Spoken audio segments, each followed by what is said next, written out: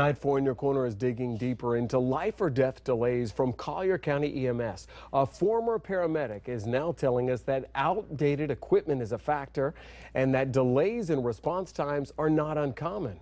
4 in Your Corner investigator Matt Grant showing you what he's found now.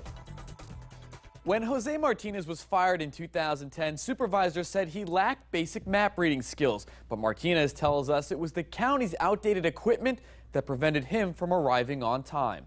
You have a lot of responsibility in this job. Jose Martinez knows the responsibilities that come with being a paramedic, showing me awards he's won for saving lives. But it was his response to an emergency call in 2010 that cost him his job. It was probably a very difficult address to find. I retraced the 2-mile route Martinez should have taken, from Medic Station 21 to Brown Bear Road inside the Tall Oaks community. Stopping for a red light, it took me 3.5 minutes. It took Martinez and his partner 40. The time that you took to get there, would you consider that to be a problem?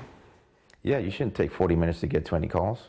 Of course not. Unfortunately, I got lost to this call. An investigation found Martinez lacks basic map reading skills and failed to grasp the severity of the delay after telling investigators, quote, "I still do not see where anything went wrong with that call." You said that you didn't see anything wrong with the call. Do you still feel that way? Yes, because what I was focused on was the patient's outcome.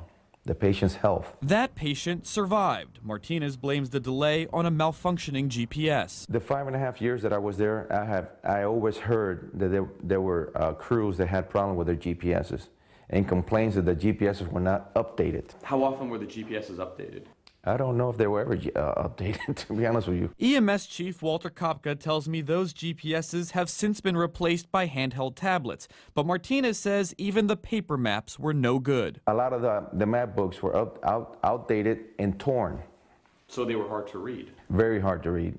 Some of them were missing pages that you needed. According to the investigation, the map was intact at the time of the delay. We attempt to get on the door of the patient in 8 minutes or less. Despite the county's goals, we found nearly 24 cases where response times exceeded 30 minutes in the past 6 months, including one call that took an hour.